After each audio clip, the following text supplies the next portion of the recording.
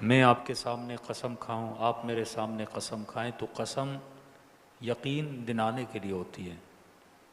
تو سوال یہ ہے کہ خدا تو اصدق الصادقین ہے، وہ کیوں قسمیں کھا رہا ہے؟ کہ کبھی کہا مجھے قسم ہے سورج کی، کبھی کہا مجھے قسم ہے چاند کی، کبھی کہا مجھے قسم ہے وقت کی، والعصر۔ اکثر ترجمہ ہم یہ کرتے ہیں کہ قسم ہے وقت کی، حالانکہ یہ ترجمہ غلط ہے۔ کبھی کہا والفجر، تو اس کا ترجمہ ہم کیا کریں گے؟ کبھی کہا والعصر، فرمایا قسم ہے وقت کی، کون سا وقت؟ عصر کا وقت۔ قسم ہے وقت کی، کون سا وقت؟ فجر کا وقت۔ کبھی نہیں کہا والظہر، یا فجر کی قسم کھائی یا عصر کی قسم کھائی۔ عصر وقت نہیں، پر وقت کا ایک خاص حصہ ہے۔ فجر بھی وقت کا ایک خاص حصہ ہے۔ آپ صبح بھی مجلس سن سکتے ہیں، دوپہر کو بھی مجلس سن سکتے ہیں۔ اس وقت رات کے 3:30 بجنے والے ہیں، آپ مجلس سن رہے ہیں۔ کیا ہر وقت میں جب میں مجلس سنتا ہوں اس کی فضیلت ایک ہے؟ رات کے 3 بجے سنو گے اس کی ایک الگ اہمیت ہے، دوپہر 11 بجے سنو گے اس کی ایک الگ اہمیت ہے۔ اسلام میں وقت کی بڑی قدر و قیمت ہے۔ رات تو رات ہے، لیکن شب قدر میں پڑھی گئی نماز کا اتنا اجر کیوں ہے؟ دن تو دن ہے، لیکن عرفہ کے دن حسین کی زیارت کا اتنا ثواب کیوں ہے؟ ہفتے کے سارے دن ہیں، لیکن جمعے کا غسل کا اتنا ثواب کیوں ہے؟ شب عاشور زیارت عاشورہ پڑھنے کا اتنا ثواب کیوں ہے؟ یہ مت سمجھو کہ وقت ایسے ہی بنا۔ وقت کے اندر وہ خاص جو لمحہ ہوتا ہے، اس لمحے کچھ پردے ہٹائے جاتے ہیں، اور وہ بڑا بندہ، مطلب آپ ایسے سمجھیں کہ آپ صدیوں کا سفر دنوں میں طے کر سکتے ہیں اگر خاص وقت میں بندہ ایک خاص کام کرے۔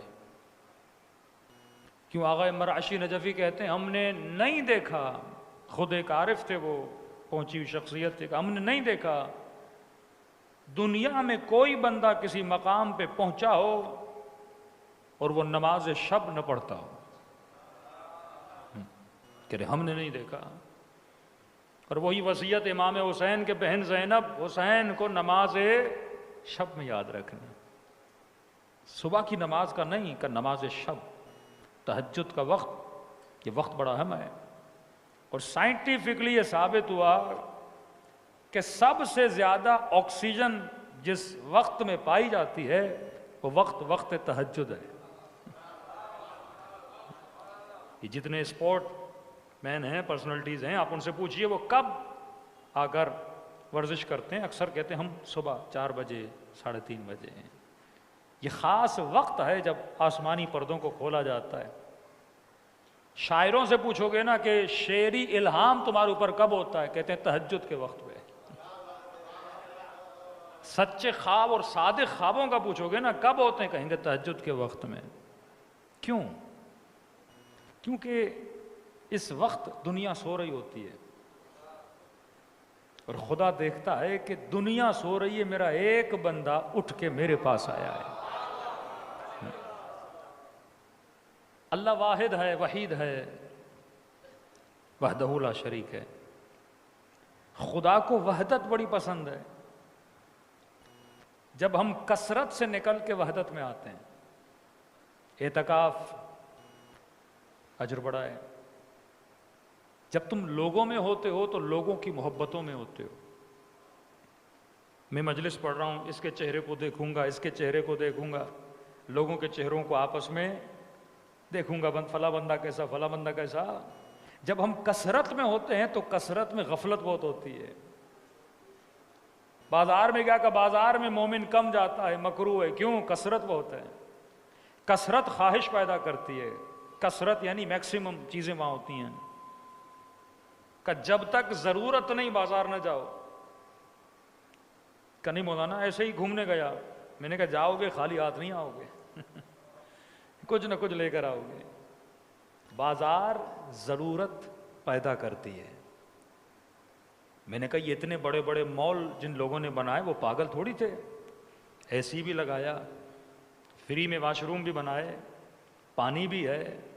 کئی لوگ کہتے ہیں مولانا گرمی لگتی ہے مال چلے جاتے ہیں, ٹائم بتا دیتے ہیں, گھر میں اے سی نہیں. میں نے کہا وہ پاگل ہے, 24 گھنٹہ مال کھولا ہوا ہے اور دن کے گرم ترین آورز میں اس نے تمہارے لیے اے سی بھی لگائی ہے. اسے پتا ہے یہ کچھ لینے کی نیت نہ بھی کرے لیکن جب میرے بازار میں آئے گا تو خالی ہاتھ نہیں جائے گا, لے کر جائے گا. ایک بازار شیطان لگاتا ہے, ایک بازار حسین لگاتے ہیں.